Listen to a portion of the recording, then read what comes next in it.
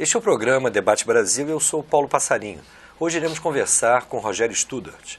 Rogério é professor licenciado do Instituto de Economia da UFRJ e nos últimos 12 anos esteve como diretor representante do governo brasileiro no Banco Interamericano de Desenvolvimento e também no Banco Mundial. Rogério, muito obrigado por atender o convite do Debate Brasil e queremos conversar com você justamente sobre essa sua experiência rica de representar um governo brasileiro tanto no Banco Interamericano de Desenvolvimento como também no Banco Mundial. E num momento onde, para muitos, o governo brasileiro colocou o Brasil numa situação de muita proeminência no cenário internacional. Como é que você viu todo esse processo, justamente ocupando postos importantes em Washington, tanto no Banco Interamericano como também no Banco Mundial? Eu acho que foi um período riquíssimo. Eu me sinto um privilegiado e honrado por ter representado o Brasil em um momento de transição da posição do Brasil frente a essas instituições, mas também frente ao mundo, né? Por que transição? Como você qualificaria? Olha, vamos pegar especificamente os bancos, né? Eu representei o Brasil no BID, o Brasil e o Suriname, e representei o Brasil e 8 países no Banco Mundial. 8 países muito distintos, né? Você vai desde o Haiti, passando pela Colômbia, Filipinas, até o Brasil, que são economias e realidades completamente distintas. O Brasil, até 15 anos atrás, digamos assim, ele era entendido, primeiro, para essas instituições como um cliente que necessitava dos bancos, né?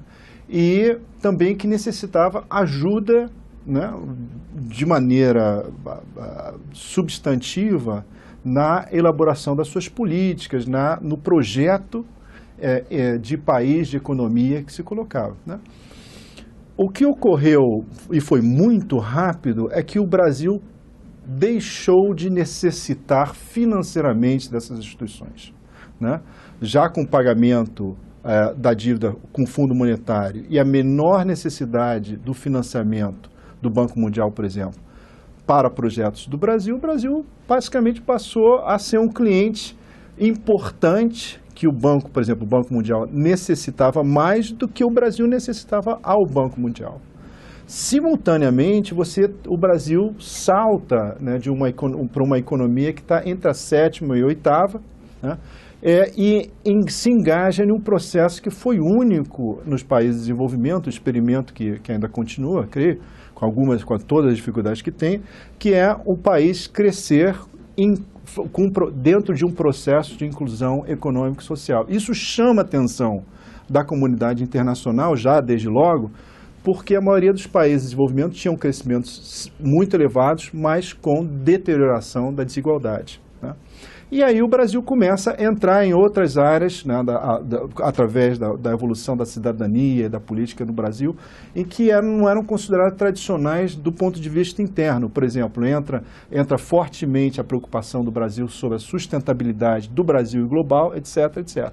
Então o Brasil passa de um cliente que necessita dessas instituições para um cliente que as instituições necessitam e passa a ser muito mais visto como um parceiro, como acionista dessas instituições, porque somos todos acionistas, do que simplesmente de um cliente. Possivelmente isso fez com que o Banco Mundial, por exemplo, mudasse a sua estratégia de relacionamento com o Brasil, considerando essa posição. Totalmente, totalmente. Como que se deu isso? Porque nós temos aí exemplos de linhas de financiamento do Banco Mundial. Por exemplo, hoje em dia é muito comum encontrarmos essas linhas junto a governos estaduais e municipais mesmo. Certo. O que significa isso para você? Duas coisas. Por que houve essa mudança? Duas coisas. Eu estava tentando relatar isso, de que o banco ainda necessita do Brasil, é um dos 3 maiores tomadores de recursos, né, porque o Brasil é muito grande, necessita do cliente para ter sustentabilidade financeira, né? Então o banco já começa a se aproximar do Brasil dizendo: como eu posso ajudá-los no projeto de vocês. Né? Um exemplo claro que já vou falar dos estados e municípios foi a demanda que o governo fez em relação ao Bolsa Família, na criação dos cadastros. O Banco Mundial chegou para o governo e disse: qual é a sua prioridade? Minha prioridade é esse programa Bolsa Família. Então eu posso lhe ajudar com o meu quadro técnico, que é um quadro muito competente, que conhece experiências internacionais. O banco vira e fala assim: olha, eu vou lhe ajudar no cadastro. Serve? O governo vai dizer: então isso eu quero. Né? Então o banco começa já, ao invés de chegar: olha, você deve fazer isto, perguntar o que você quer. Qual é a parceria que eu posso ter com você? Então, na questão dos estados e municípios, foi similar. Quando eu assumi o Banco Mundial, o que foi me pedido pelo governo brasileiro foi: olha, vamos ajudar a reestruturação das dívidas dos estados e municípios. Né? Isso tem essa parte financeira e tem a parte do que adicionava o Banco Mundial a estados e municípios. O impacto do trabalho do Banco Mundial, Estados e Municípios, é muito maior do que seria no governo federal. Né? Por exemplo, ajudar os estados e municípios a desenvolver determinados projetos de complexidade que a federação já conhecia muito bem, que os estados e municípios ainda não dominavam tanto. Então, a política do governo, um pouco que pressionou o Banco Mundial a começar a trabalhar mais com estados e municípios. Isso foi generalizado, né? Foi generalizado, tanto que os maiores beneficiários disso foram governos que eram da oposição na época, né? Foi uma diretriz do Estado brasileiro em relação ao Banco Mundial. Isso, de alguma maneira, não ajuda a perpetuar internamente um modelo econômico, por exemplo, do seu ponto de vista da dívida financeira, apenou muito aos estados e municípios? Nós temos uma ordem financeira baseada em altas taxas de juros e que tem criado uma série de problemas para os estados e municípios, mesmo após aquele longo processo de renegociação das dívidas junto ao Banco Central, processo esse que é oriundo dos anos 90. Alguns estados até tiveram processo de conclusão das reestruturações de suas respectivas dívidas posteriormente, mas a maior parte dessas dívidas foram reestruturadas ainda na época do governo Fernando Henrique Cardoso, mas parece que o problema se manteve e ultimamente o Banco Mundial ajudou realmente uma nova reestruturação dessas dívidas, em função, me parece, principalmente de se continuar vigorando aqui no Brasil taxas de juros muito elevadas. E aí o próprio financiamento externo passa a ser, dadas suas taxas de juros mais reduzidas, passa a ser um bom negócio. Mas isso significa perpetuar uma ordem que, em última instância, afeta as finanças públicas. Como é que você vê esse problema? Olha, primeiramente, as críticas ao Banco Mundial as tenho todas, né? Porque houve um momento em que o Banco Mundial teve um papel muito forte em determinar as políticas em países, inclusive com países como o Brasil. Algumas dessas políticas foram profundamente deletérias. Isso não é uma crítica que eu faço, o próprio Banco Mundial já o faz, né? O Fundo Monetário também o faz na sua área, na sua jurisdição.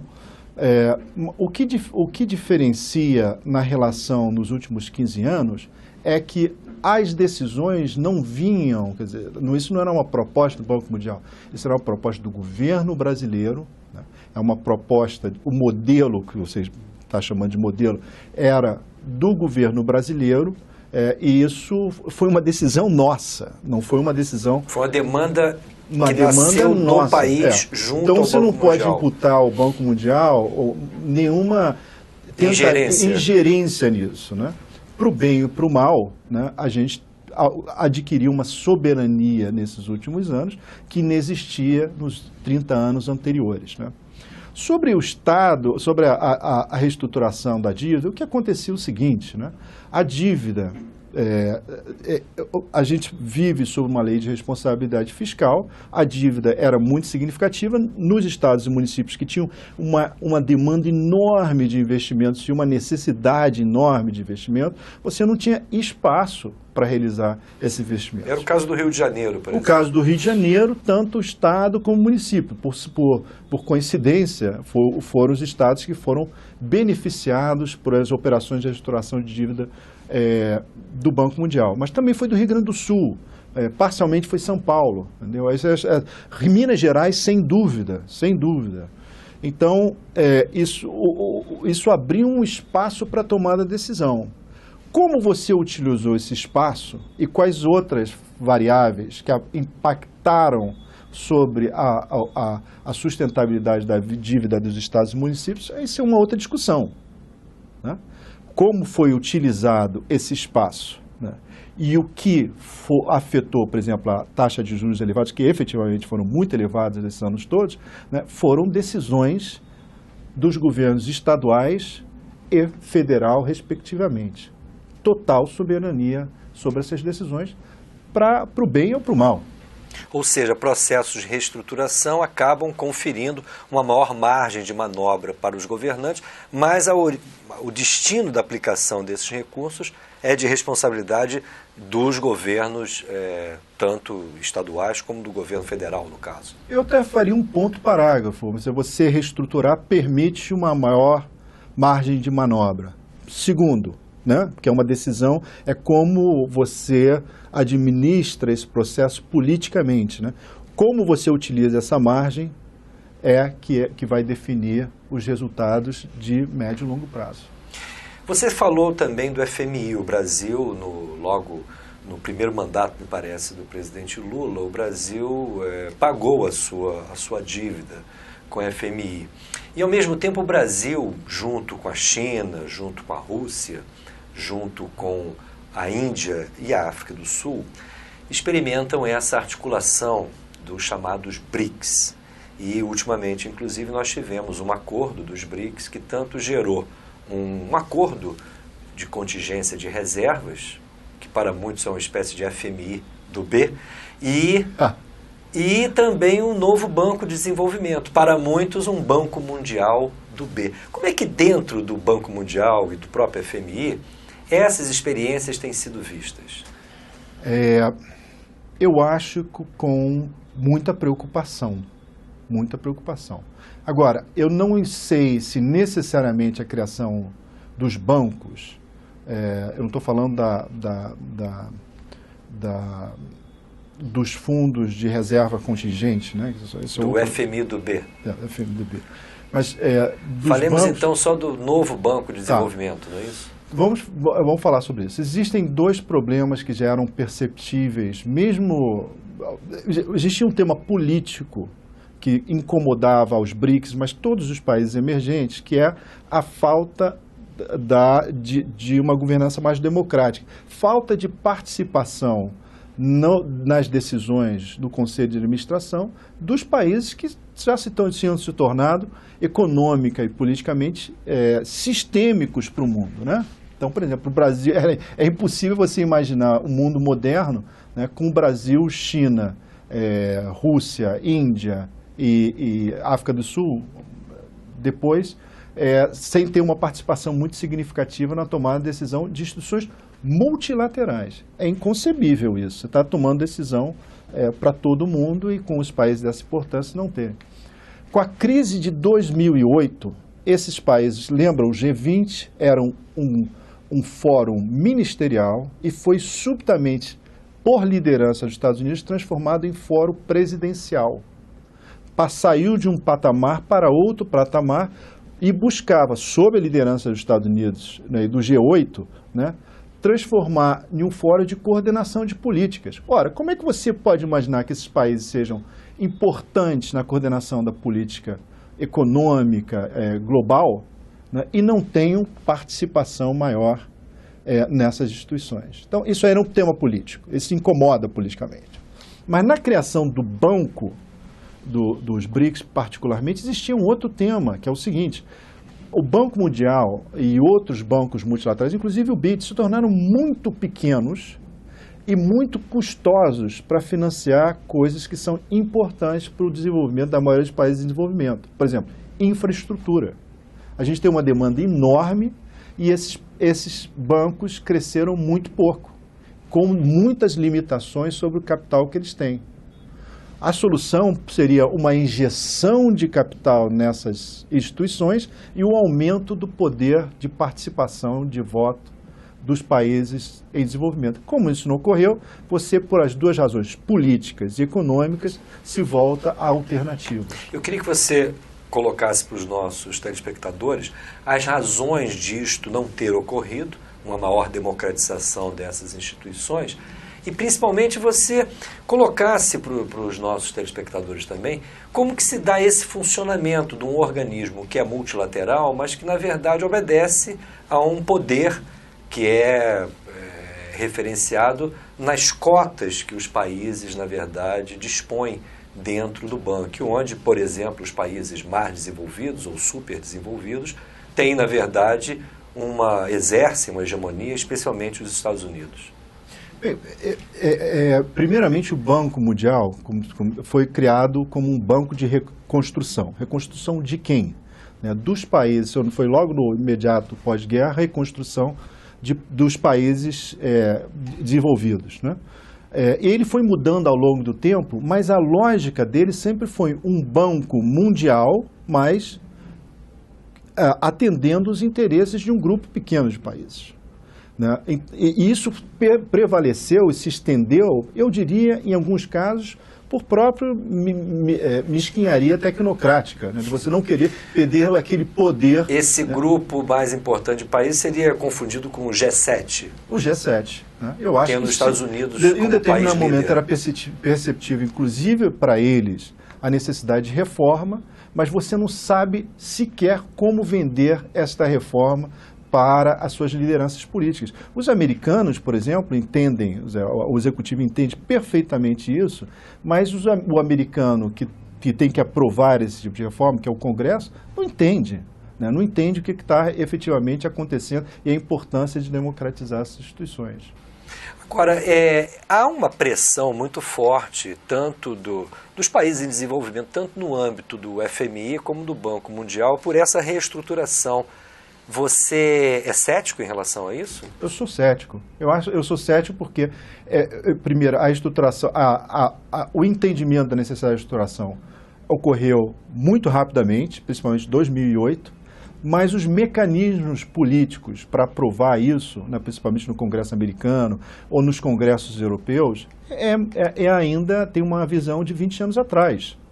O político, o congressista americano, ainda acha que a geopolítica internacional é aquela de 10 anos atrás. Agora, a criação dessas instituições multilaterais no âmbito dos BRICS contribui ou não para se pressionar essas instituições mais tradicionais a mudanças? Totalmente, contribui. Contribui totalmente, tanto do ponto de vista político como da resolução de determinados problemas econômicos. Geram-se outros, mas contribui porque chama atenção. Bem, agora você criou, por exemplo, um banco asiático na liderança, tendo como liderança a China. Todos os acionistas do Banco Mundial, menos os Estados Unidos, correram... Você se refere ao Banco de Infraestrutura? O Banco de Infraestrutura, que é o banco asiático liderado... Aí já seria uma terceira instituição. Terceira instituição. Mas também dos BRICS gera isso, porque gera um despertar. Peraí, mas esses países podem contribuir muito mais e se a gente não ceder, eles vão em frente sozinhos. Nós vamos então a um breve intervalo e dentro de instantes estaremos de volta com essa conversa com o economista Rogério Studart.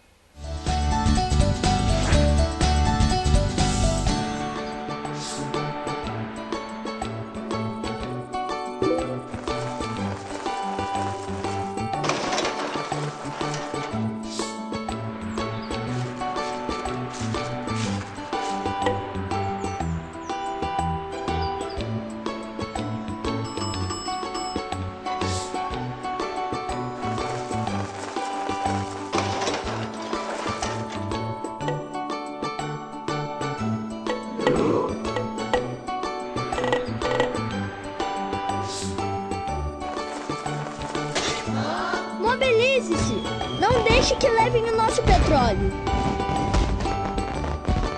O petróleo tem que ser nosso! Estamos de volta com o nosso programa Debate Brasil, hoje entrevistando o economista Rogério Studart, professor licenciado da UFRJ e, nos últimos anos, representante do governo brasileiro, primeiramente no Banco Interamericano de Desenvolvimento e, posteriormente, no Banco Mundial.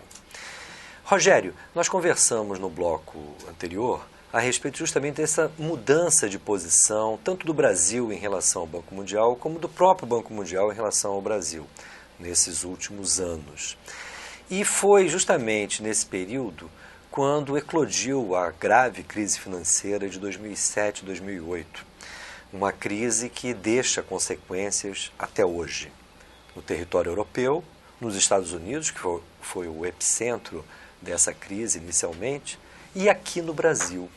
Até hoje nós estamos sentindo, e talvez hoje, inclusive, sentindo os efeitos de maneira mais dramática. Como é que você acompanhou esse processo riquíssimo lá no Banco Mundial? É interessante, Paulo, porque eu cheguei no Banco Mundial um pouco tempo antes da crise, né, em que você já sentia algumas manifestações, principalmente no mercado americano, de que a crise ia ser maior. Eu tenho uma visão, sempre tive uma visão em que permitia antecipar isso, né, minha origem teórica permitia antecipar uma crise financeira desse tamanho. Mas existia uma enorme resistência em entender a gravidade da crise, no começo, né? Também foi um momento em que entrou um novo presidente, que era o presidente Zelig, né? Estava saindo Wolfowitz e estava entrando o presidente Zelig. Nesse momento, como eu te falei, né, o G20 se constitui como fórum presidencial e com o mandato de coordenar políticas anticíclicas para o mundo, para aqueles países que, na verdade, que deveriam levantar o mundo como um todo. E, basicamente, dá as instruções para o Banco Mundial e também para as outras instituições multilaterais, o BID, o Banco de Desenvolvimento Asiático, até o Banco de Desenvolvimento Africano, para expandir os seus balanços no sentido de acomodar ao máximo as necessidades do hiato que estava se criando com o financiamento, com a queda do financiamento a nível internacional. Então, o que ocorre é que o Banco Mundial responde muito rapidamente, triplica seus empréstimos, né?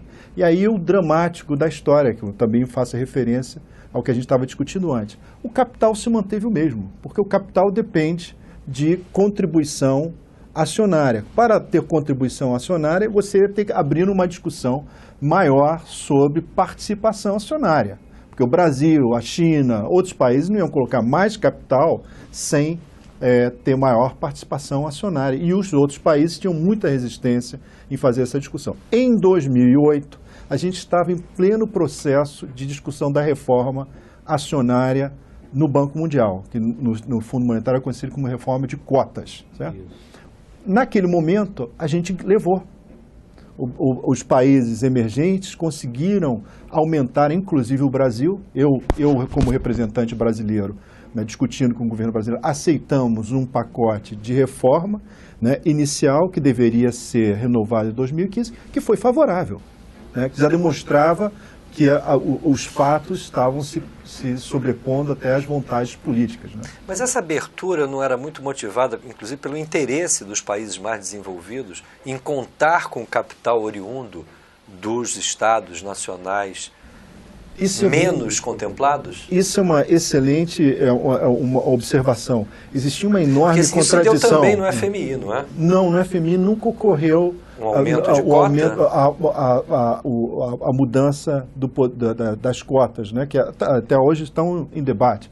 Na verdade, o Brasil aceitou, naquele momento, uma transferência que foi muito pequena, foi suficientemente pequena para garantir a estrutura acionária se manter, mas foi uma conquista e uma demonstração eu de vontade política. Eu lembro que o ex-presidente Lula chegou a apresentar essa decisão como o Brasil emprestando dinheiro para o FMI, inclusive. A gente está falando, eu estava falando do Banco Mundial, né?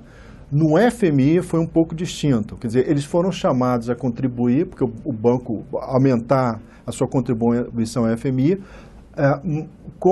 tendo como contrapartida a demonstração política da reforma. A reforma não foi feita. Então o Brasil, por exemplo, entrou nos New Arrangements to Borrow em 14 bilhões de dólares, mas essa discussão da reforma ainda está para ser feita.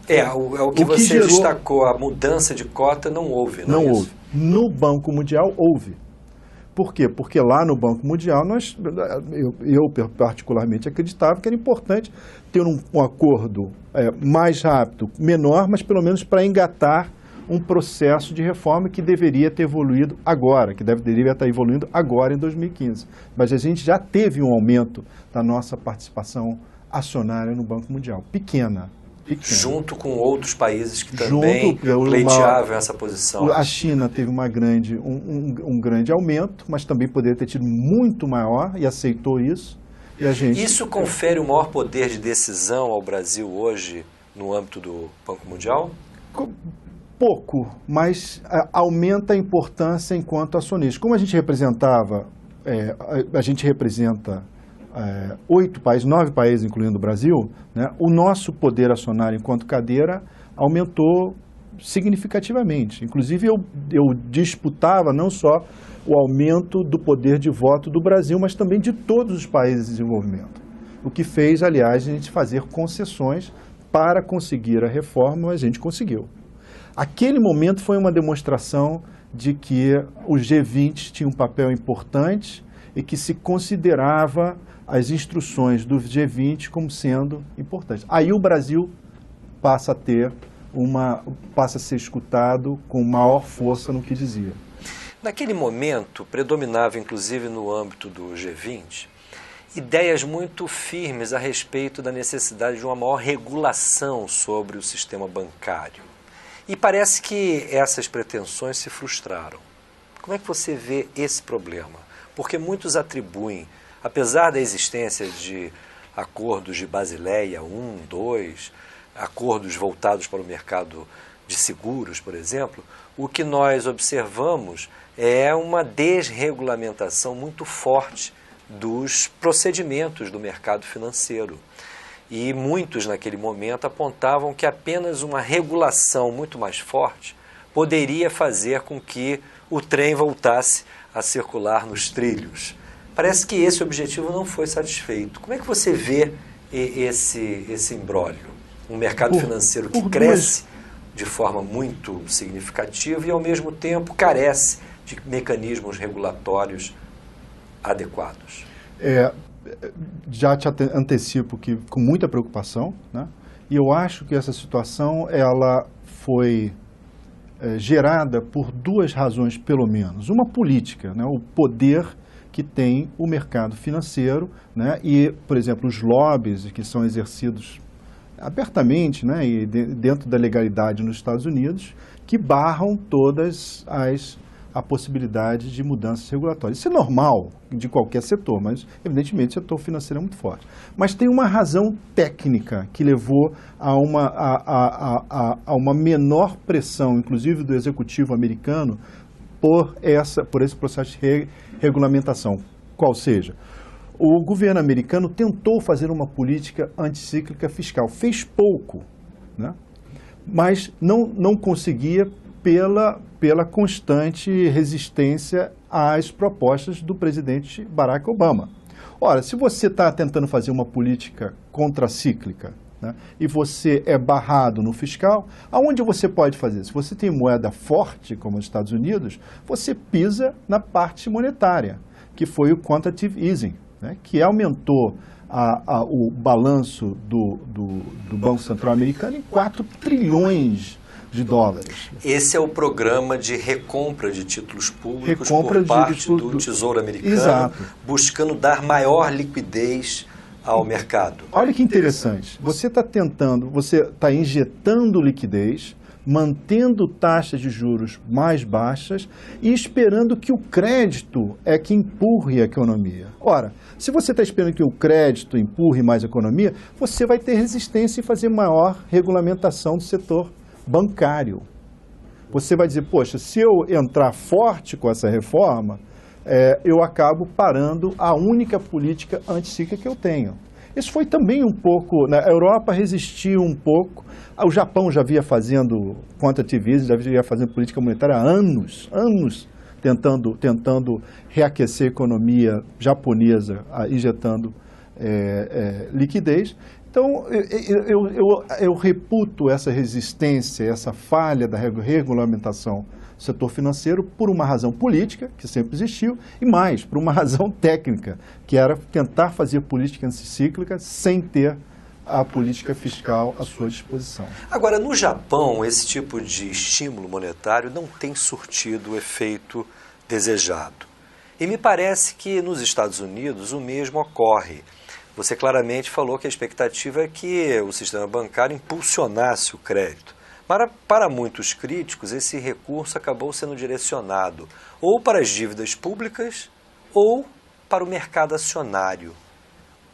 Você confirma isso? Qual é a tua visão disso? Porque dos efeitos desse programa de estímulo monetário.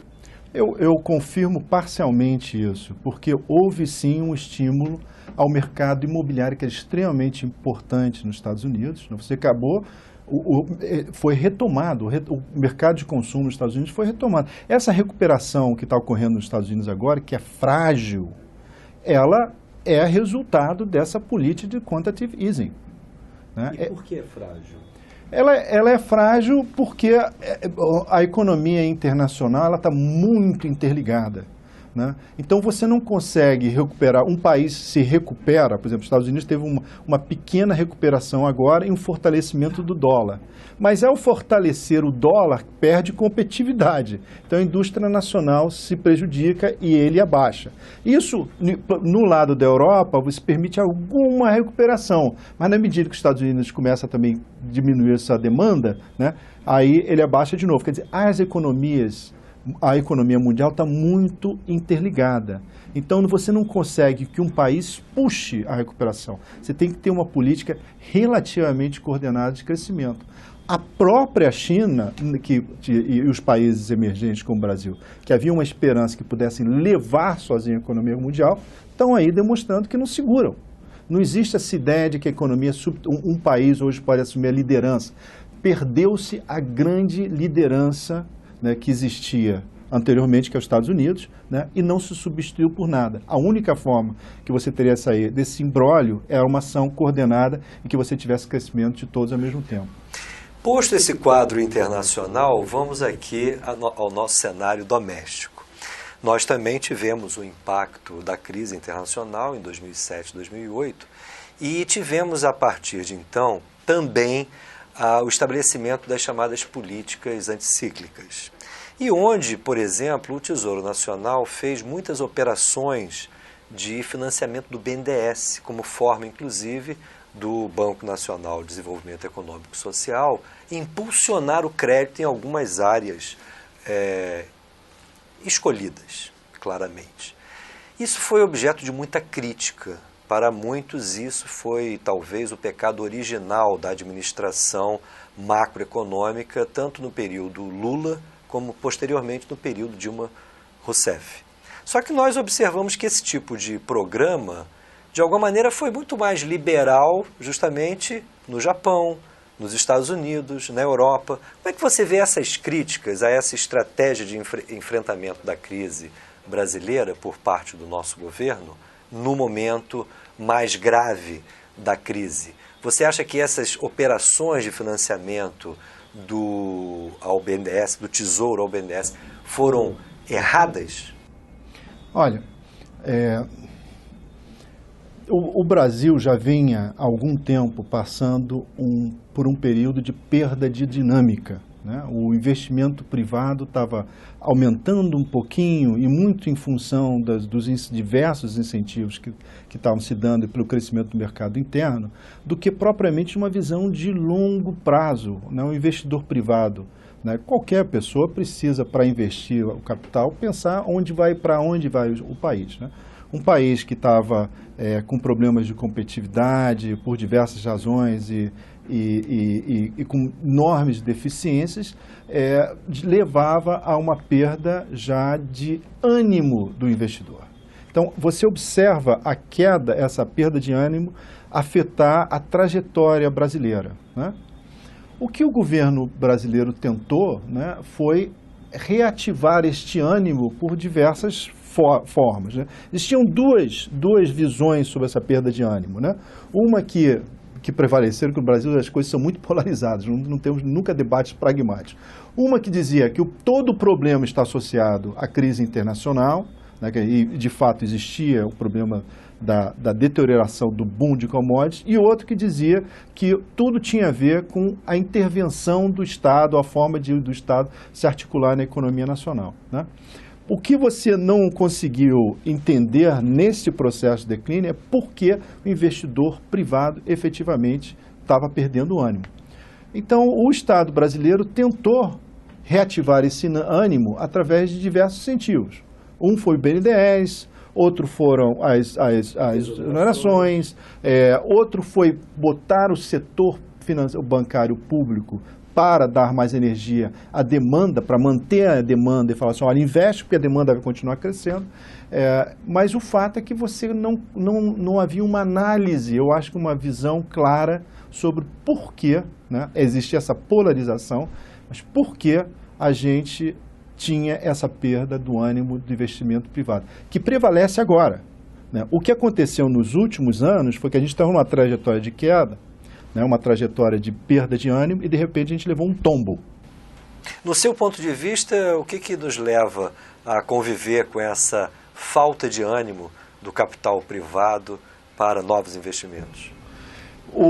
Primeiro, a forma como a gente se integra na economia internacional. Uma visão, prevaleceu em um determinado momento que a gente podia se integrar na economia internacional buscando a carona em um boom de commodities.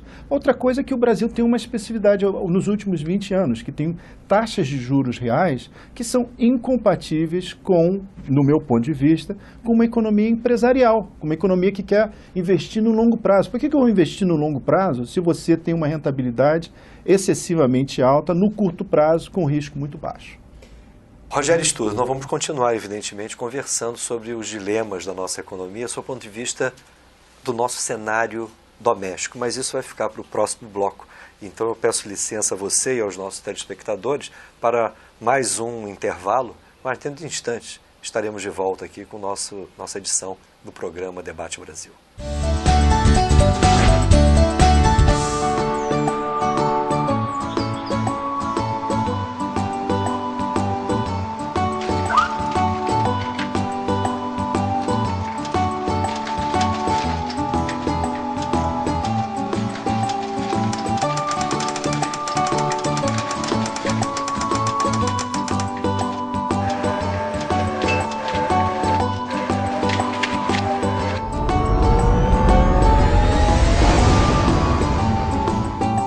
Não devemos oferecer recursos mais humanos aos nossos aposentados? O petróleo tem que ser nosso! Estamos de volta com o nosso programa Debate Brasil. Quero lembrar a vocês, telespectadores, que todos os nossos programas, todas as nossas edições, encontram-se disponíveis no YouTube. Você pode acessar essas gravações digitando apenas no mecanismo de busca Programa Debate Brasil. Hoje conversamos com Rogério Studart e no bloco anterior começamos a conversar um pouco justamente sobre os efeitos da crise internacional sobre a nossa própria situação econômica. Rogério Studart, no momento nós estamos aí convivendo com um pretenso ajuste fiscal que aparentemente não deu certo. O governo não conseguiu, na verdade, controlar até agora, pelo menos a contento, o processo inflacionário. Nós temos, em que pese os esforços do governo em bloquear o orçamento, contingenciá-lo, nós tivemos frustradas as metas iniciais do chamado superávit primário pretendido pelo governo neste ano. o que obrigou, inclusive, a um anúncio recente de uma revisão dessa meta de superávit primário, agora, inclusive, trabalhando com o cenário que possamos novamente vir a ter um déficit primário nas nossas contas esse ano. Além disso, a arrecadação fiscal do governo é muito frustrante, o que agrava ainda mais a situação fiscal. E para compensar isso, o Banco Central vai recrudescendo a sua política monetária e elevando sistematicamente a taxa de juros. Eu queria uma avaliação sua sobre esse quadro muito difícil que estamos atravessando.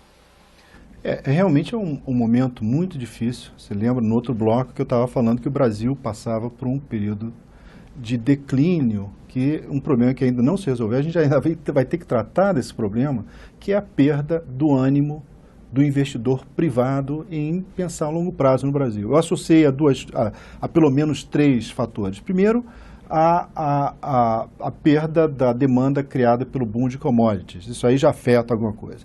A segunda coisa, eu associei, sim, tem um papel de que o empresário no Brasil, ser empresário no Brasil é complexo. Você tem um custo de transação que envolve desde o custo tributário até o custo de fazer negócio no dia muito alto, né? E a terceira coisa é você ter uma taxa de juros num prazo muito longo alta. Então você tem tudo para desestimular e tudo para incentivar você sair do setor. Então o empresário brasileiro realmente é um sobrevivente e o investidor que pensa a longo prazo se torna cada vez mais raro. Inclusive os que pensam no longo prazo e têm frustrado as suas expectativas são punidos de uma forma absoluta. Mas isso é uma outra conversa. Bem, você tem esse momento, né? Você já vinha sofrendo uma deterioração fiscal em função inclusive do declínio. A arrecadação vai se tornando, não vai crescendo ao nível necessário para manter uma trajetória equilibrada da dívida. Não chegava a ser alguma coisa que assustasse, né? Mas efetivamente já existia aquilo. O ajuste, então, foi pego num momento em que você tem 2 faltas de sorte. Eu uso sorte aqui em 2 sentidos. Uma foi a Lava Jato. A falta de sorte, não quero usar a palavra... A outra palavra. O antônimo de sorte. O antônimo de sorte, né? Porque eu não acho que seja o caso do Brasil, jamais, né? A falta de sorte foi porque isso paralisa de 20% a 30% da produção nacional. Isso já é um impacto enorme. A sorte é que a gente está em um processo que vai levar a uma visão sobre como fazer negócio no Brasil, inclusive sobre a corrupção, a necessidade de tratar a corrupção, que eu acho que vai ter impactos muito importantes no longo prazo, né? A outra falta... Então você chama atenção na questão da Operação Lava Jato das consequências econômicas. Isso já paralisia de setores como do petróleo, construção civil. Você pode imaginar o seguinte, você cria uma paralisia que já torna o ajuste complicado, porque você tem uma queda da receita prevista muito forte. Se quiser, alguém pode dizer, olha, o tamanho do buraco não podia ser antecipado, mas que deveria ter sido antecipado de alguma certa forma, deveria, né? A segunda falta de sorte da segunda é porque a concepção inicial do ajuste era, vamos fazer um ajuste rápido, de impacto, né? O ajuste não era só consertar a trajetória do gasto anterior. Era consertar a trajetória do gasto anterior, fazer uma mudança das tarifas para equilibrar o setor produtivo público muito rápida, né? Ao mesmo tempo, retirar os subsídios, a desoneração. Exato. E, ao mesmo tempo, reduzir o peso dos subsídios feitos para o financiamento de longo prazo. Ora, você faz isso ao mesmo tempo, você vai ter impactos também que se sobrepõem. Vou pegar um exemplo. Você aumenta as tarifas muito rápido. Então você sai um patamar de inflação para outro. Tarifas de energia e tarifas de combustível. Isso. O Brasil tem um sistema de metas de inflação. Então, quando fala, olha, então agora o problema da inflação com o Banco Central, o que ele vai fazer? Ele aumenta a taxa de juros para responder esse aumento da inflação. Faz parte do sistema de meta de inflação. Embora esse tipo de preço seja muito pouco afetado pelas variações na taxa de juros. Sim, mas o sistema de metas de inflação exige isso, exige uma resposta e o instrumento básico é esse. A gente pode até discutir se o instrumento, se o sistema é eficaz ou não, mas essa é a resposta que você espera do Banco Central com o atual sistema de metas. Né? Agora, quando você aumenta a taxa de juros, você dá duas pancadas. Sobre o custo de rolagem da dívida, ficar mais caro, né? Então você tem que fazer uma poupança para pagar as dívidas maior. E outro, você afeta o custo de financiamento do consumo, da pequena e média empresa, da produção, etc., etc., né? O que ainda deprime mais a produção e gera mais desemprego, menos arrecadação. Então você vai ter ao mesmo tempo, você tem uma trajetória de declínio, aí você já tem uma perda gerada pela Operação Lava Jato de produção, emprego e receita. E ainda sobrepõe isso o efeito recessivo que foi fazer o ajuste fiscal de uma vez só, a tentativa de fazer de uma vez só é muito rápido.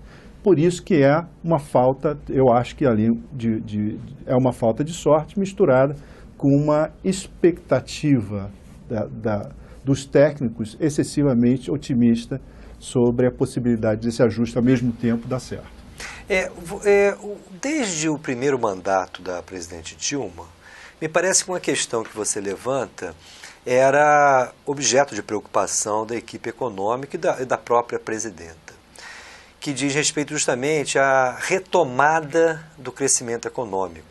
E me parece que, desde esse primeiro mandato da Dilma, o caminho escolhido para enfrentar essa questão foi justamente se deslanchar um programa de concessões na área de infraestrutura, procurando atrair, inclusive, capitais externos. Na primeira feita, não deu certo, me parece, os propósitos do governo. Agora, novamente, o governo Dilma investe nisso, inclusive na última viagem da presidente Dilma aos Estados Unidos, tal como já havia ocorrido anteriormente, novamente houve uma série de contatos com fundos de investimento, com empresários norte-americanos, no sentido de convencê-los a investir no Brasil e apostar nesse novo programa de concessões que pretende privatizar portos, rodovias, ferrovias, programas de concessão pública. Como é que você vê isso? Não deu certo no primeiro mandato da Dilma. Você acredita que agora, com o cenário internacional, inclusive aparentemente mais complicado, você acredita que será possível despertar esse espírito animal dos empresários? Eu não só acredito, mas eu recebo confirmações subsequentes no exterior de que existe um enorme interesse em investir no Brasil. Investidor de longo prazo, ele está pensando em investidor estrangeiro de longo prazo, aquele que traz produção, não estou falando do mercado, do mercado do dia a dia, dos investimentos estrangeiros. Estou falando daquele que vai trazer, que está pensando 20 a 30 anos, olha o Brasil com enorme interesse. Os tradicionais, né, os americanos, os europeus, os japoneses, etc., né, como também os emergentes, principalmente a China. Né? Você vai ter, eu acho que o que se espera é uma definição mais clara sobre onde esse momento complexo vai levar o país. Não o momento que se vai entrar. Não está se discutindo que vão entrar ou não, mas quando é que se resolve o imbróglio. Eu acho que a minha percepção é de que existe um enorme interesse. O problema que a gente vai ter é administrar essa entrada, né, essa parceria com os investidores internacionais, né? Inclusive como é que o setor privado nacional ele se associa nessa parceria e como é que o Estado intermedia esse processo para ele maximizar o interesse brasileiro, o interesse da população. Como é que você transforma isso em financiamento de infraestrutura sustentável? Como é que isso apoia a melhoria do acesso básico de serviços públicos? Isso é que vai ser difícil de administrar, porque a tendência, conforme você vai tendo maior pressão, é que você perca essa perspectiva de longo prazo. Só isso me preocupa em relação a isso. Agora, esse modelo de apostar no capital externo para alavancar o nosso desenvolvimento me leva à preocupação com uma nossa situação estrutural de subdesenvolvimento e dependência econômica. Essas são duas questões muito caras para a nossa geração e também para gerações passadas. Nós alimentamos, especialmente ao longo do século XX, a expectativa de termos um país que superasse o subdesenvolvimento e, consequentemente, a dependência econômica. Parece que nós nunca estivemos tão longe de um momento em que imaginamos poder chegar, que seria justamente de termos uma economia nacional sob controle de capitais nacionais e principalmente do próprio Estado brasileiro. Como é que você vê esse atual momento que a gente vive, do seu ponto de vista de alimentarmos esse sonho de termos de fato um país independente? Olha, eu acho que o importante é você ter soberania, né? Você continuar mantendo a soberania sobre as decisões de longo prazo do país, né? Aonde você quer que o país vá. A gente não pode esquecer que o Brasil deixou de ser um país que dependente e que facilmente é influenciável nas suas políticas para ser a sétima, oitava economia do mundo. Se nós tivermos a capacidade de discutir parcerias, a gente só tem a ganhar. É completamente diferente. Você acha que nós temos essa capacidade hoje? Eu acho que nós temos essa capacidade e isso vai depender da forma como politicamente a gente organiza isso. Né? Eu estou falando, isso passa por um projeto nacional, né, pactuado entre o Estado, tem que ser um novo pacto do Estado, a sociedade civil e o setor privado.